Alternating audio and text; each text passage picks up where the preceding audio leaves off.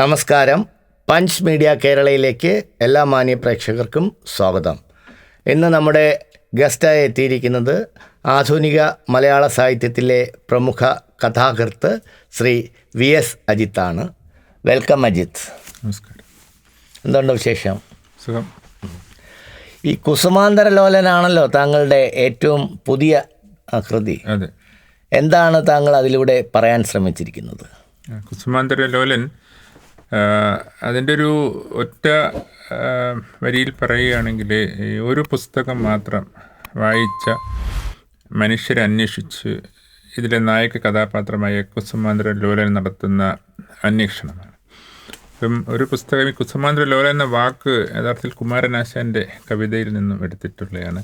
ഒരു കുസുമത്തിൽ നിന്നും വേറൊരു കുസുമത്തിലേക്ക്, അത് പിന്നെ നമ്മൾ വണ്ടിൻ്റെ ഒരു പര്യായ പദമായിട്ടൊക്കെ പറയുന്നത്. ഇപ്പോൾ ഒരു കുസുമങ്ങളിൽ നിന്നും കുസുമങ്ങളിലേക്ക് പോകുന്ന ലോലനാണ് കുസുമാന്തര ലോലൻ.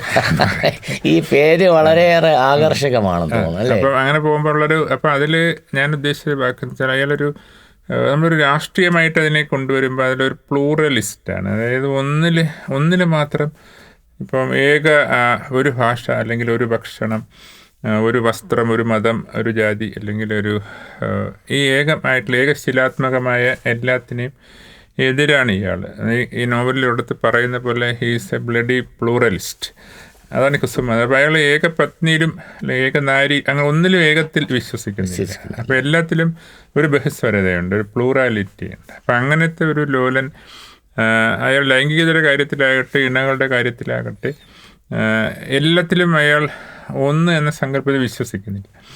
അപ്പോൾ ഇയാൾക്കൊരു തോന്നലുണ്ടായി, ഒരു പുസ്തകം മാത്രം വായിച്ച മനുഷ്യർ എത്ര അപകടകാരികളായിരിക്കും എന്നുള്ള, അല്ലെങ്കിൽ എത്ര ബോറന്മാരായിരിക്കും. ഈ ഒരു ഇണ മാത്രമുള്ള മനുഷ്യർ എത്ര ബോറായിരിക്കുമോ അതുപോലെ തന്നെ ഇരിക്കും ഒരു പുസ്തകം വായിച്ചാൽ എത്ര ബോറായിരിക്കും. അപ്പോൾ അങ്ങനെ ഇയാൾക്കൊരു സഹായിയായിട്ട് അനുജ എന്നൊരു കഥാപാത്രമുണ്ട്. ഇവർ രണ്ടുപേരും കൂടെ ഒരു പുസ്തകം മാത്രം വായിച്ച ആൾക്കാരെ അന്വേഷിച്ച് പോവുകയാണ്. അപ്പോൾ ഇതൊരു ഉപഹാസ പ്രകൃതമായ ഒരു സെറ്റയർ നോവലാണ്. അപ്പോൾ ആദ്യം നമുക്ക് തോന്നുന്നത് ഇങ്ങനെ ഒരു പുസ്തകം വായിച്ച അപ്പോൾ ഒരു കവിത മാത്രമേ, ഇപ്പോൾ നാരണത്ത് ഭ്രാന്തൻ മാത്രമേ ജീവിതത്തിൽ കേൾക്കുള്ളൂ, അങ്ങനത്തെ ഒരാളുണ്ട്. അല്ലെങ്കിൽ ഇപ്പോൾ ഈ ഖസാക്കിൻ്റെ ഇതിഹാസം മാത്രം വായിക്കുന്നവരുണ്ട്, വേറെ എല്ലാത്തിനും തള്ളിപ്പറയുന്നവരുണ്ട്. എന്നാൽ നമ്മൾ അത് കുറച്ച് തമാശയായിട്ട് നമുക്ക് തോന്നുമെങ്കിലും പിന്നെ ഈ മതത്തിലേക്ക് വരുമ്പോൾ ഒരു മതപുസ്തകം മാത്രം വായിച്ചിട്ട് അത് മാത്രമാണ് ശരി എന്ന് പറയുന്ന, ഇനി രാഷ്ട്രീയത്തിലും ഒരു രാഷ്ട്രീയ പുസ്തകം മാത്രം വായിച്ചിട്ട് അതാണ് ശരി എന്ന് പറയുന്നവർ, ഇവരെ കൊണ്ടെല്ലാം നമ്മുടെ സമൂഹത്തിന് വലിയ ദോഷമാണല്ലോ. അപ്പം അങ്ങനെ ഉള്ള അന്വേഷണം, ഒരു പുസ്തകം ഒന്ന് എന്നതിന് നമ്മളൊരു ബഹുസ്വരതയുടെ, കുമാരനാശാൻ്റെ ഒരു കവിതയിൽ പറയുന്ന പോലെ വായിക്കുന്നു വർണ്ണങ്ങൾ പൂവാൽ, ഈ പല എല്ലാത്തിലും ഒരു ബഹുസ്വരത ഉണ്ട്, അല്ലെങ്കിൽ ഒരു പ്ലൂറാലിറ്റി അന്വേഷിച്ച് പോകുന്ന ഒരു മനുഷ്യൻ നമ്മുടെ ഈ സമൂഹത്തിൽ അയാൾ ചില പരീക്ഷണങ്ങൾ, അവസാനം ചില രാഷ്ട്രീയമായ ചില കാഴ്ചപ്പാടുകൾ, ഇത് അവസാനം ഇവിടെ കൊണ്ടെത്തിക്കുമെന്ന തരത്തിലുള്ള ഒരു ശൈലിയാണ്. ശബ്ദധാരാവലി എന്നും വായിക്കുമോ? ശബ്ദധാരാവലി അങ്ങനെ എപ്പോഴും അത് സാധനമല്ലല്ലോ. അല്ല, ഞാൻ ചോദിക്കാൻ കാരണം ഈ കുസുമാന്തര ലോലൻ എന്ന വാക്ക് എവിടെ നിന്ന് തപ്പിയെടുത്തു അറിയാം. അത് കുമാരനാശാന്റെ വീണപ്പൂവിലുള്ളതാണ്. കവിതയിലുള്ള അങ്ങനെ ഒരു പ്രയോഗം. ആശാനാണ് ഇതിന്റെ ആ വാക്ക് കോയിൻ ചെയ്തതിന്റെ ക്രെഡിറ്റ് കുമാരനാശാനെ അവകാശപ്പെട്ടതാണ്. പക്ഷെ അതിൽ നിന്നും അധികാരം പറയുന്ന വളരെ പോപ്പുലറായ ഭാഗത്ത് ഇല്ലാത്തൊരു സ്ഥലത്താണ് ഇതുള്ളത്. അതിനെ ഇങ്ങനൊരു പരിപ്രേക്ഷ്യത്തിലേക്ക് ഞാൻ എടുത്തുകൊണ്ട് വന്നു എന്ന് മാത്രമേ ഉള്ളൂ. താങ്കൾ MBA-കാരനാണ്, ഫാർമസ്യൂട്ടിക്കൽ ബിസിനസ്സിൽ ഏർപ്പെട്ടിരിക്കുന്നു. എങ്ങനെയാണ് ഈ സാഹിത്യത്തിലോട്ട് താങ്കൾ എത്തിപ്പെടുന്നത്? അത് എത്തിപ്പെടുന്നത്, ഈ ഇതിന് നമ്മൾ ഡിറൈവ് ചെയ്ത രണ്ട് അംശങ്ങളുണ്ട്. ഒന്ന്, ഇവ തമ്മിൽ പരസ്പര വിരുദ്ധമല്ലേ എന്നുള്ളത്. ഒന്ന്, എത്തിപ്പെടുന്നതിനെ കുറിച്ചാണെങ്കിൽ, ഞാൻ 8ാം ക്ലാസ്സിൽ പഠിക്കുമ്പോഴേ കഥയും കവിതയും എഴുതിയിരുന്നു. സ്കൂളിൽ പഠിക്കുമ്പോൾ കവിതയായിരുന്നു ആദ്യം പലരെയും പോലെ തുടങ്ങിയത്. അപ്പോൾ അന്നേരം ഈ വീട്ടുകാരൊക്കെ നമ്മൾ അന്നൊക്കെ അനുസരണമുള്ള മക്കളാണ്, ഇപ്പോഴത്തെ അങ്ങനെ അല്ലല്ലോ. അങ്ങനെ അവിടെ നമുക്ക് ആഗ്രഹവും ഇല്ല. അന്നേരം ഈ മലയാളമൊക്കെ പഠിച്ചു കഴിഞ്ഞാൽ, ഇപ്പം ഞാൻ ഭയങ്കര അബദ്ധവശാൽ ഞാനൊരു പഠിപ്പിച്ചിട്ടായിരുന്നു. അപ്പം നമുക്ക് മാത്സിനും ഫുള്ള് കിട്ടും, ഫിസിക്സിനും ഫുള്ള് കിട്ടും. അപ്പം അങ്ങനെയുള്ളപ്പോൾ അന്നത്തെ കാലത്ത് ഇവരെ ഫസ്റ്റ് ഗ്രൂപ്പ് വിടുകയുള്ളൂ, അല്ലെങ്കിൽ സെക്കൻഡ് ഗ്രൂപ്പ്. അതൊന്നും കിട്ടിയില്ലെങ്കിൽ, അതായത് ഡോക്ടറോ എഞ്ചിനീയറോ ആയില്ലെങ്കിൽ മാത്രം അങ്ങനെ അത് കഴിഞ്ഞ് പിന്നെ അല്ലെങ്കിൽ ശാസ്ത്രജ്ഞ. ഇവിടെ അഡ്മിഷൻ ഒന്നും കിട്ടിയില്ലെങ്കിൽ മലയാളം എടുക്കുകയുള്ളൂ എന്ന് പൊതുവെ. അപൂർവം ചിലർ അങ്ങനെ അല്ലാത്തവരുണ്ട്, അവർ പിന്നീട് വൈസ് ചാൻസലറൊക്കെ ആവുമായിരിക്കും. അപ്പോൾ അങ്ങനെ വന്നപ്പോൾ ഞാൻ അങ്ങനെ ശാസ്ത്രം എടുക്കുന്നു. അങ്ങനെ ഞാനൊരു ഫാർമസ്യൂട്ടിക്കൽ കമ്പനിയിൽ ജോലി അന്വേഷിച്ച് പോകുന്നു. അങ്ങനെ ഞാൻ കോർപ്പറേറ്റ് ലോകത്ത് എത്തുന്നു. അപ്പോൾ അതിന് ആവശ്യം MBAയും ഒക്കെയാണ്. അപ്പോൾ അങ്ങനെ ഉള്ളപ്പോൾ എൻ്റെ ഉള്ളിൽ അത് ഇങ്ങനെ കിടപ്പുണ്ട്. പക്ഷെ അത് കുറേ നാൾ കോർപ്പറേറ്റ് ലോകത്ത് എത്തിയപ്പോഴും മനസ്സിൽ എഴുതാനുള്ള കുറേ നാളത് ഞാനങ്ങ് ഒരു വിസ്മരിച്ച് അതങ്ങനെ ഡോർമെൻ്റ് ആയിട്ട് അവിടെ കിടന്നു. അത് കഴിഞ്ഞ് കുറേ വർഷം, ഞാൻ 10-15 വർഷം ഞാൻ എഴുതിയില്ല. അപ്പോൾ അത് കഴിഞ്ഞ് വന്നപ്പോൾ പിന്നെ എനിക്ക് പെട്ടെന്ന് എഴുതാനൊരു ഉൾവിളി ഉണ്ടായി ഇനി. അപ്പോൾ അങ്ങനെ ഞാനൊരു കോർപ്പറേറ്റ് ലോകത്ത് ഞാനൊരു വലിയ കമ്പനിയുടെ, ഇന്ത്യയിലെ ഏറ്റവും വലിയ 5ാമത്തെ ഒരു മൾട്ടിനാഷണൽ കമ്പനിയുടെ ഈ 3 സ്റ്റേറ്റിൻ്റെ ഹെഡായിരുന്നു. അപ്പോൾ ആ സ്ഥാനത്ത് ഉപേക്ഷിച്ചിട്ട് ചെറിയ തിരുവനന്തപുരത്ത് മാത്രമുള്ളൊരു കമ്പനിയിൽ വരികയും അപ്പോൾ കുറച്ച് സമയം ലാഭിക്കാൻ സാധിച്ചു. പിന്നെ ഇത് മലയാളം പഠിക്കാത്തത് കൊണ്ട് എഴുതാൻ എങ്ങനെ സാധിച്ചു എന്നുള്ള രണ്ടാം ഭാഗത്തേക്ക് വരികയാണെങ്കിൽ, ഈ നമ്മൾ സാധാരണ അവരവർ പഠിക്കുന്ന ഐച്ഛികമായി പഠിക്കുന്ന വിഷയത്തോടൊരു വിപ്രതിപത്തി മനുഷ്യർക്കുണ്ടാകും. അതൊരു സ്വാഭാവികമായി ഒരു വൈഫിനെ ഹസ്ബൻഡിനെ പോലൊരു അമിതമായ പരിചയം കൊണ്ട് ഒരു ഇഷ്ടക്കുറവുണ്ട്. പക്ഷെ അന്യ വിഷയത്തോടൊരു കാമുകി ഭാവമുണ്ട്, കാമുക ഭാവമാണ്. അപ്പോൾ ഞാൻ മലയാളം പഠിച്ച പലരോടും അവർ വളരെ വരണ്ട ഭാഷയിൽ മറ്റേ PhD-യിലൊക്കെ തീസിസൊക്കെ എഴുതി അവർക്കൊരു ബാബുവാൻ നമ്പൂരി പറഞ്ഞ പോലെ ഈ സാഹിത്യം എന്ന് കേൾക്കുമ്പോഴേ ഒരു വിഷയം. ഈ പണ്ടൊരു സുകുമാർ അഴീക്കോട് ഒരു നാഷണൽ ബുക്ക് ട്രസ്റ്റിൻ്റെ ഒരു പുസ്തക പ്രകാശനത്തിൽ പറഞ്ഞ്, എല്ലാ കുട്ടികളും ഇപ്പോൾ കുട്ടികൾ വായിക്കുന്നില്ല എന്നൊക്കെ ഇവിടെ പലരും പറയുന്നു. പക്ഷേ എല്ലാ കുട്ടികളും വളരെ സാഹിത്യ വിരോധിയായിട്ട് ആരും ജനിക്കുന്നില്ല. പക്ഷേ ഇവരെ കുട്ടികൾ, ടീച്ചർമാർ, മലയാള അധ്യാപകർ ഈ മുറ്റുവിന പറ്റുവിന ഇതൊക്കെ പഠിപ്പിച്ച് ഇതെന്തോ എന്ന് ഇവർ കരുതുന്നു എന്നുള്ളതാണ്. അപ്പോൾ അതുകൊണ്ടാണ് പിന്നെ ഇവർ വായിക്കാതെ ആയിപ്പോകുന്നത് എന്ന് പറഞ്ഞതുപോലെ. അപ്പം ഞാൻ ഇതൊന്നും പഠിക്കാതിരുന്നത് കൊണ്ട് എനിക്ക് ആ ഒരു കൗതുകം മലയാളത്തോടെ ഉണ്ടായി. ആ ഒരു എപ്പോഴും ഒരു അതിനോടൊരു താല്പര്യം അതുണ്ടായി. അപ്പോൾ അത് എനിക്ക് തോന്നുന്നു ഞാൻ മാത്രമല്ല, MD വാസുദേവൻ നായർ കെമിസ്ട്രിയാണ് പഠിച്ചിട്ടുള്ളത്, ഫിസിക്സ് ആണ്. അപ്പോൾ ഞാനും ഫിസിക്സ് ആണ്. അപ്പോൾ അങ്ങനെ പല എഴുത്തുകാരും നമ്മുടെ ഇപ്പോഴത്തെ തന്നെ ഈ സന്തോഷ് കുമാർ, എൻ്റെ ധാരണ ശരിയാണെങ്കിൽ ഫിസിക്സ് ആണെന്ന് തോന്നുന്നു. അപ്പോൾ അങ്ങനെ ഒരുപാട് എഴുത്തുകാർ മലയാളം തന്നെ പഠിച്ചിട്ട് മലയാളത്തിൽ ഫിക്ഷൻ എഴുതുന്നവരെക്കാൾ കൂടുതൽ ഇതര വിഷയങ്ങൾ, അന്യ സബ്ജക്റ്റുകൾ പഠിച്ചാണ്. D. വിനയചന്ദ്രൻ അങ്ങനെയായിരുന്നു, എന്നെ മലയാളം പഠിപ്പിച്ച അധ്യാപകനാണ്. BSc physics MA Malayalam. മാത്രമല്ല ഇവർക്ക് നമുക്കൊരു ഇപ്പോൾ ഒരു സയൻറ്റിഫിക് ഒരു ഔട്ട്ലുക്ക് കിട്ടാനും എളുപ്പമാണ്. ഒരു ഇതര ഇപ്പം എനിക്ക് വൈശാഖൻ മാഷ് ഒരിക്കൽ പറഞ്ഞിട്ടുണ്ട്, ഈ സാഹിത്യകാരന് ഈ സമഗ്ര വിഷയങ്ങളിലും സാമാന്യജ്ഞാനം വേണം. അപ്പം ഞാൻ എൻ്റെ കഥകളിൽ തന്നെ ശാസ്ത്ര വാക്കുകളൊക്കെ ഇടും. അപ്പോൾ കാരണം അതെന്ന് വെച്ചാൽ അപ്പോൾ നമുക്ക് അതിനോടൊരു ഒന്നിനോടും ഒരു വിരോധമില്ല. അവിടെ ഞാൻ ഈ പറഞ്ഞ കുസുമാന്തര ലോലത്വമുണ്ട്, ഒരു പ്ലൂറാലിറ്റി ഉണ്ട്, എല്ലാത്തിനോടും ഇഷ്ടമുണ്ട് എന്നുള്ളത്. ഓക്കെ.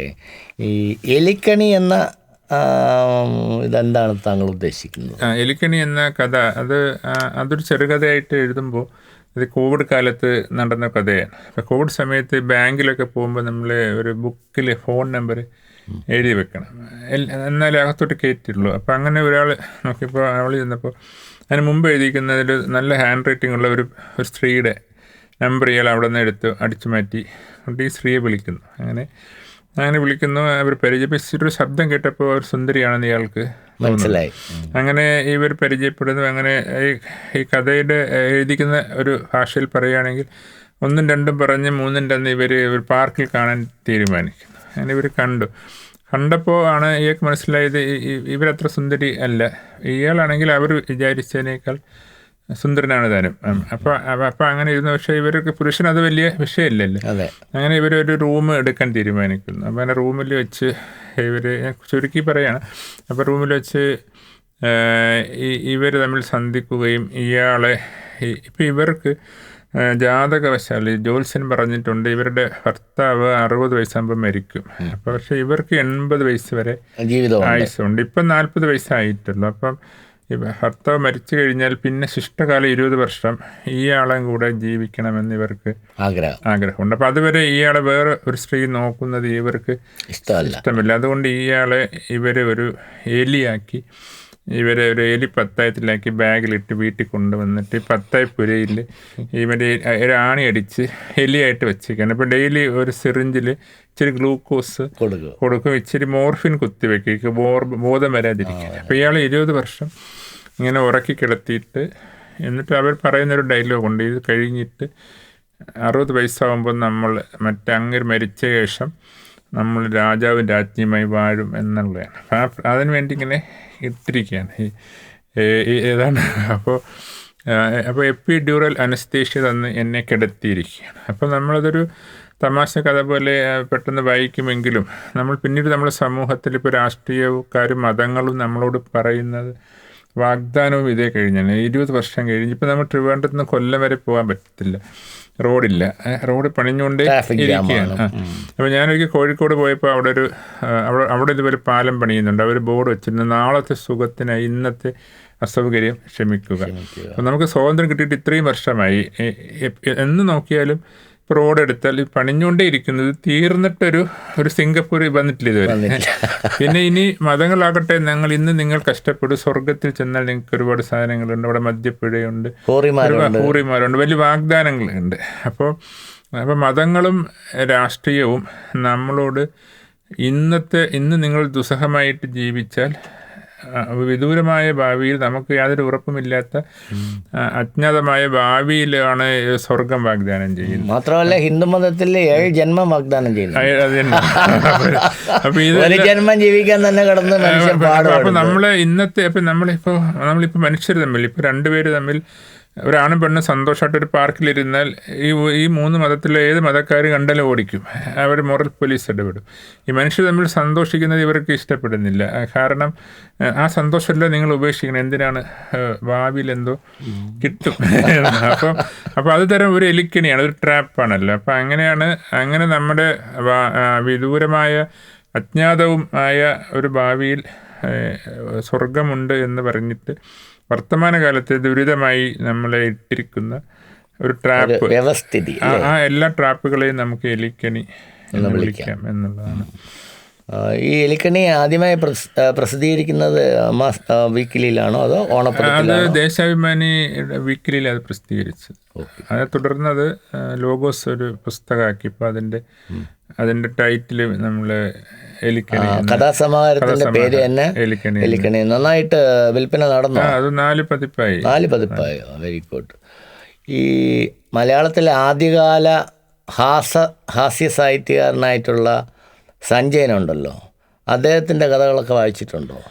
ഞാൻ വായിച്ചിട്ടുണ്ട്. സഞ്ജയൻ കഥകൾ മാത്രമല്ലല്ലോ, സഞ്ജയന്റെ നിരൂപണം, പത്രപ്രവർത്തകനായിരുന്നു. അതെ. അപ്പം ഞാൻ മലയാളത്തിലെ ഇപ്പോൾ കുഞ്ചൻ നമ്പ്യാർ തൊട്ടുണ്ട് നമുക്കൊരു വലിയ ഹാസ്യ പാരമ്പര്യമുണ്ട്. കുഞ്ചൻ നമ്പ്യാരുണ്ട്, ചാക്യാറുണ്ട്, സഞ്ജയനുണ്ട്. നമ്മൾ തിരുവനന്തപുരത്തിന്റെ അഭിമാനമായ കൃഷ്ണപിള്ള, സി വി രാമൻ പിള്ളയുടെ അന്ന് ഈ മലയാളത്തിലിപ്പോൾ ചന്തുമേനോന് എൻ്റെ മറ്റേ ഇന്ദുലേഖ ആദ്യത്തെ നോവലായി പറയുന്നുണ്ടെങ്കിലും അതിന് ആദ്യത്തെ PSC ടെസ്റ്റിന് പഠിക്കാൻ കൊള്ളാമെന്നല്ലാതെ അതൊരിപ്പോൾ വായിക്കുന്നില്ല. പക്ഷെ സി വി രാമൻ പിള്ള എക്കാലവും നമ്മൾ വായിക്കും. സി വി രാമൻ പിള്ള, അതേപോലെ നമ്മൾ പിന്നെ തുടർന്ന് ഇങ്ങോട്ട് VK MP നാരായണപിള്ള, നമ്മളിപ്പോൾ ഉള്ളതിൽ തന്നെ സക്കറിയ സാറും ഒക്കെയും ഇവരെല്ലാം താങ്കളെ സ്വാധീനിച്ചിട്ടുണ്ട്. ആ ഒരു പാരമ്പര്യമുണ്ട്. താങ്കളുടെ മിക്ക കഥകളിലും കോമഡിയുടെ അല്ലെങ്കിൽ ഹാസ്യത്തിൻ്റെ അല്ലെങ്കിൽ ഒരു ബ്ലാക്ക് ഹ്യൂമർ ഒളിഞ്ഞിരിപ്പുണ്ട്. ഇതെങ്ങനെയാണ് ആ കഥകളിൽ വ്യാപരിക്കുന്നത്? അതൊരു സെറ്റയർ ഉപഹാസമാണ് ഞാൻ എഴുതുന്നത്. ഹാസ്യത്തിൽ തന്നെ നിരവധിയായ ഫോർമാറ്റുകളിൽ ഒന്ന് ഉപഹാസമാണ്. അപ്പോൾ ഞാൻ ഉപഹാസം എന്തുകൊണ്ട് എൻ്റെ ഒരു ജോണറായിട്ട് തിരഞ്ഞെടുത്തു എന്ന് ചോദിക്കുകയാണെങ്കിൽ അതിന് 2 കാരണങ്ങളാണ് എനിക്ക് തോന്നിയിട്ടുള്ളത്. ഒന്ന് എന്ന് പറഞ്ഞാൽ, ഞാൻ ഈ അധികാര ശ്രേണിയിൽ ഏറ്റവും താഴെ വരുന്ന എൻ്റെ ജോലിപരമായി. ഇപ്പം നിങ്ങളിപ്പോൾ ചീഫ് സെക്രട്ടറിയോ മന്ത്രിയോ അല്ലെങ്കിൽ under secretary, panchayat secretary, police, DGP ഇങ്ങനെ തുടങ്ങിയ എല്ലാവർക്കും ഒരു അധികാരമുണ്ട്. അതെ. അപ്പം ഈ അധികാരം ഇല്ലാത്ത ഒരാൾക്ക് ഈ അധികാര വ്യവസ്ഥിതിയോട് കലഹിക്കണമെങ്കിൽ അയാൾക്ക് പറയാൻ പറ്റുന്നത് ആക്ഷേപിക്കുകയാണ്, കളിയാക്കുക അല്ലാണല്ലോ, സെറ്റയറാണ്. അപ്പം അതുകൊണ്ടാണ്. മാത്രമല്ല, നമ്മൾ പണ്ട് ഇപ്പോൾ നമ്മൾ കൊയ്യും വയലെല്ലാം നമ്മുടേതാകും, അല്ലെങ്കിൽ ഇവിടെ കമ്മ്യൂണിസം വരും, ഇവിടെ സമത്വം വരും. ഇവിടെ സ്വാതന്ത്ര്യ സമരത്തിന് മുമ്പാണെങ്കിൽ ഇന്ത്യക്കാരെ ഭരിക്കുമ്പോൾ നമുക്ക് ജനാധിപത്യം ഉണ്ടാകും.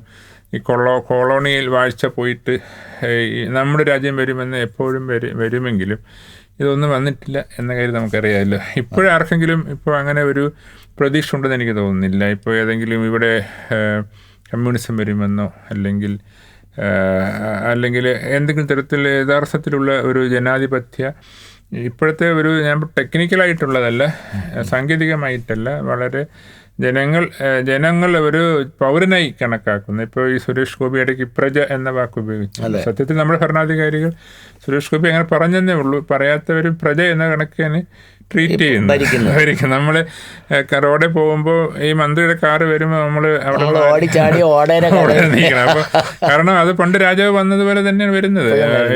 പണ്ട് മഹാഭാരതത്തിൽ ആരാണ് പാന്ത റോഡിന്റെ അവകാശി എന്നത്, ആദ്യം ബ്രാഹ്മണൻ വരുമ്പോൾ വഴി മാറി കൊടുക്കണം എന്നൊക്കെ, പിന്നെ രാജാവ് വരുമെന്ന് പറഞ്ഞതുപോലെ തന്നെയാണ് ഇപ്പോഴും അങ്ങനെ തന്നെയാണ്. അപ്പോൾ ഇതൊക്കെ വരും.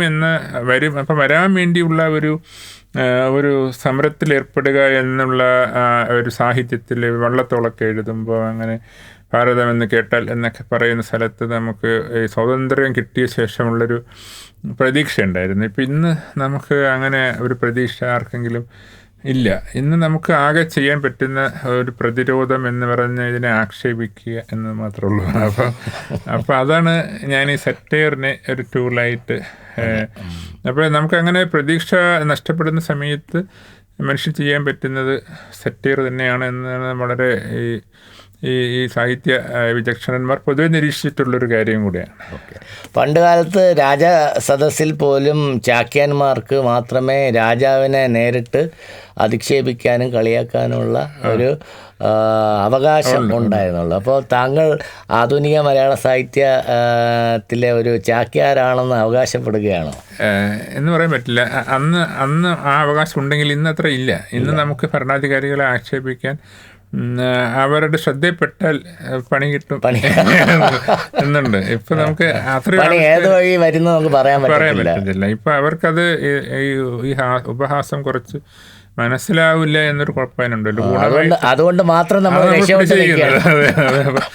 മനസ്സിലാവുന്നില്ല എന്നതിലാണ് അതിൻ്റെ അതും ഒരു മൂന്നാമത്തെ കാരണമാണ്. കാരണം നമ്മൾ ബ്ലണ്ടായിട്ട് പറയുന്നത് പോലെ ആരെയാണ് നമ്മുടെ പുതിയ ഭാഷ പറഞ്ഞ ആരെയാണ് കുത്തി പറഞ്ഞിരിക്കുന്ന തൽപര കക്ഷികൾക്ക് പിടികിട്ടുക, അല്ലെങ്കിൽ ആരെങ്കിലും സാഹിത്യ തൽപര ചെന്ന് പറഞ്ഞു കൊടുക്കണം, എന്നാൽ മാത്രമേ മനസ്സിലാവൂ. അപ്പോൾ ഇത് മനസ്സിലാക്കാനുള്ള ഒരു വിവേകം ഉണ്ടെങ്കിൽ അയാൾക്ക് കുഴപ്പമുണ്ടാവില്ല, അയാൾ പ്രശ്നക്കാരനായിരിക്കില്ല എന്നുള്ളതും ഉണ്ടല്ലോ. അപ്പം ഓക്കെ. ആധുനിക മലയാള സാഹിത്യത്തിൽ ഇപ്പോൾ ശ്രദ്ധേയനായിട്ട് വരുന്ന രണ്ട് ആളുകളാണ്. ഒന്ന് അഖിൽ പി ധർമ്മജനും മറ്റൊരാൾ നിമ്ന വിജയനും. ഇപ്പോൾ ഈ അഖിൽ പി ധർമ്മജന് കേന്ദ്ര സാഹിത്യ അക്കാദമിയുടെ ഒരു അവാർഡ് ലഭിച്ചതുമായിട്ട് ബന്ധപ്പെട്ട് ഒരുപാട് അനാവശ്യമായ വിമർശനങ്ങളുണ്ടായി. താങ്കൾ എങ്ങനെയാണ് അതിനെ നോക്കിക്കാണുന്നത്? അപ്പോൾ ഈ അനാവശ്യം എന്ന് പറഞ്ഞാൽ തന്നെ ഒരു മുൻവിധിയുണ്ട്. ആ വിമർശനം അനാവശ്യമാണെന്ന് കരുതുന്നതായിട്ട് അല്ല, അത് അങ്ങനെ ഞാൻ കരുതുന്നു. കാരണം ഞാൻ നോവൽ വായിച്ച് ഞാൻ ഇംപ്രസ്ഡ് ആയിട്ടുള്ള ഒരാളായതുകൊണ്ട് ഞാൻ അങ്ങനെ ചോദിച്ചു. അപ്പോൾ അതിനെക്കുറിച്ച് പറയാനാണെങ്കിൽ അത് രണ്ട് ചിന്താധാരയുണ്ട്. ഇപ്പോൾ ഉദാഹരണത്തിന് ഇപ്പം നമ്മുടെ കൽപ്പറ്റ നാരായണൻ മാഷ് എന്നോട് ചോദിച്ചപ്പോൾ അദ്ദേഹം പറഞ്ഞത് അതിനകത്തൊരു ഭാവുകത്വമില്ല, അതിനകത്തൊരു സാഹിത്യ മൂല്യമില്ല. അത് അദ്ദേഹം പരസ്യമായിട്ട് പറഞ്ഞുകൊണ്ടാണ് ഞാനിത് പറയുന്നത്. അല്ലെങ്കിൽ നമ്മൾ മനസ്സിൽ പറഞ്ഞ കാര്യം നമ്മൾ പറയാൻ പാടില്ല. അതെ, അതേപോലെ അദ്ദേഹം ഈ ഇടയ്ക്ക് ഒരു ഇൻ്റർവ്യൂവിൽ ഒരു കോളേജിലെ കുട്ടികൾ ചോദിച്ചപ്പോൾ നിങ്ങൾക്ക് കുറേ സമയം ഫ്രീ ആയിട്ട് കിട്ടുകയാണെങ്കിൽ നിങ്ങൾക്കൊരു രാം കെയർ ഓഫ് ആനന്ദ് എഴുതാം, എന്നാൽ നിങ്ങൾക്ക് ഒരു പ്രതിഭ ഉണ്ടെങ്കിൽ മാത്രമേ പട്ടുനിൽപ്പ് എഴുതാൻ പറ്റുള്ളൂ എന്ന് പറഞ്ഞു. അപ്പോൾ അദ്ദേഹം അങ്ങനെ ഒരു അദ്ദേഹത്തിൻ്റെ. എന്നാൽ നമ്മുടെ വേറൊരു ശ്രദ്ധേയ മലയാളത്തിലെ വലിയ എഴുത്തുകാരനായ ഏറ്റവും വലിയ എഴുത്തുകാരിൽ ഒരാളായ സക്കറിയ സാറിനോട് ഞാനൊരു ഇൻ്റർവ്യൂവിൽ ഇതേ ചോദ്യം ചോദിച്ചിട്ടുണ്ടായി. അപ്പോൾ സാറ് പറഞ്ഞത് അങ്ങനെ ഈ പൾപ്പ് ഫിക്ഷൻ അല്ലെങ്കിൽ പൈങ്കിളി അങ്ങനെ ഒരു വേർതിരിവ് ആവശ്യമില്ല, അതെല്ലാം സാഹിത്യമാണ്, ഇതെല്ലാം ഒരു പരിശ്രമമാണ്, അത് വായിക്കുന്നവർ വായിക്കട്ടെ, അത് ആസ്വദിക്കുന്നവർ അത് ആസ്വദിക്കട്ടെ എന്നാണ്. അപ്പം നമ്മൾ എൻ്റെ ഒരു അഭിപ്രായത്തിൽ ഇത് എല്ലാ കാലത്തും ഇങ്ങനെയുള്ള ഈ ഒരു ഞാൻ ഈ കുസുമാന്തര ലോലനാണല്ലോ പ്ലൂറാലിറ്റിയുടെ ആണ്. എല്ലാ കാലത്തും രണ്ട് ധാരയുമുണ്ട്. ഇപ്പോൾ നമ്മൾ പണ്ട് മംഗള മനോരമ തുടങ്ങിയ ആഴ്ചപ്പതിപ്പുകളിൽ നോവലൊക്കെ വരും, അല്ലെങ്കിൽ നമ്മൾ പൈങ്കിളി എന്ന് വിളിച്ചിരുന്ന സാധനം വരും. അത് ഒരു പക്ഷേ ലക്ഷക്കണക്കിന് കോപ്പി ചിലവാകും. അത് ഒരു എനിക്ക് തോന്നുന്നു മാതൃഭൂമി ആഴ്ചപ്പതിപ്പിനേക്കാൾ ചിലവാകുന്നത് മനോരമ ആഴ്ചപ്പതിപ്പായിരിക്കും പണ്ടും, ഇപ്പോഴും ചിലപ്പോൾ അങ്ങനെ ആയിരിക്കും. പക്ഷെ അന്നത്തെ ഒരു വ്യത്യാസം, അന്ന് അതിനെ അപേക്ഷിച്ച് നമ്മളൊരു മുഖ്യധാര സാഹിത്യത്തിലേക്ക് ഗണിച്ചിരുന്നില്ല.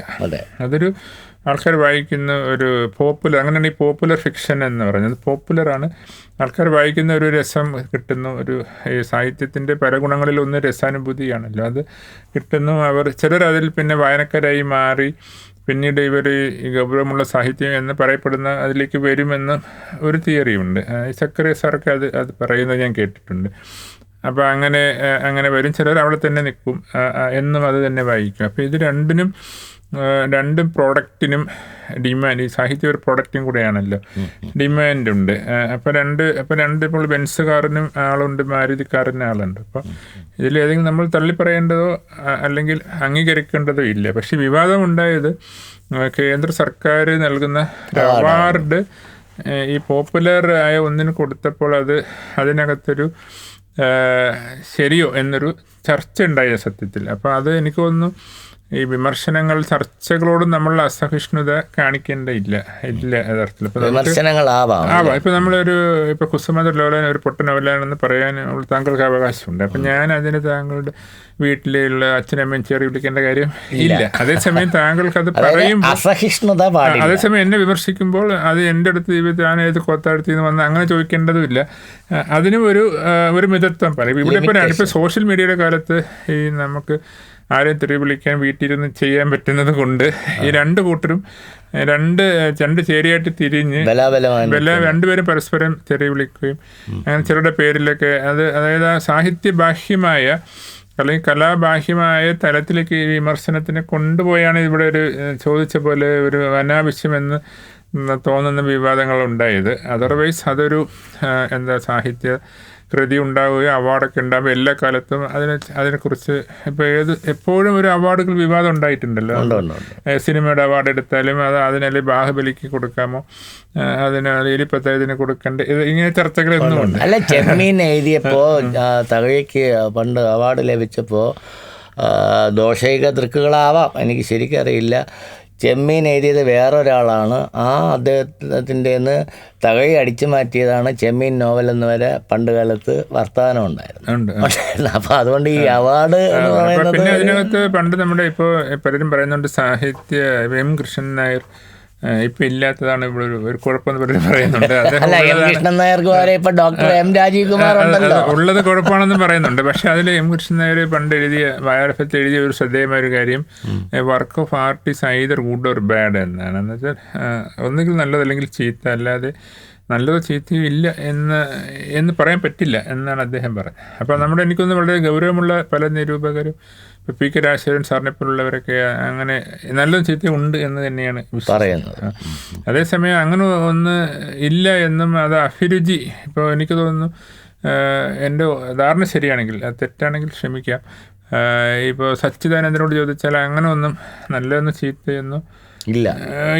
ഇത് എല്ലാം തികച്ചും അതായത് വ്യക്തിനിഷ്ഠമാണ്, അത് സബ്ജക്റ്റീവാണ് എന്നാൽ കല ഒരു ഒബ്ജക്റ്റീവാണ്. ഇപ്പോൾ കലയെ അളക്കാൻ ഒരു ടൂൾ ഇല്ല, അതായത് അളക്കാനുള്ള ത്രാസ് കണ്ടുപിടിച്ചിട്ടില്ലെന്നും ഉണ്ടെന്നും രണ്ടഭിപ്രായമുണ്ട്. അപ്പോൾ ഇതിൽ നമുക്ക് അതുകൊണ്ട് അതിനകത്ത് കുറച്ച് ഇത് ലളിതമായി തോന്നുന്നെങ്കിൽ അതിനകത്തൊരു കോംപ്ലിക്കേഷൻ ഉണ്ട്. അപ്പോൾ ഇതിൽ രണ്ട് ചേരി നിൽക്കുമ്പോൾ ഒന്നിനെ അവാർഡ് കൊടുക്കുമ്പോൾ ഉണ്ടാകുന്ന ഒരു വിമർശനമായി കരുതി അതിനെ എടുത്താൽ മതി എന്നുള്ളതാണ് എനിക്ക് പറയാൻ.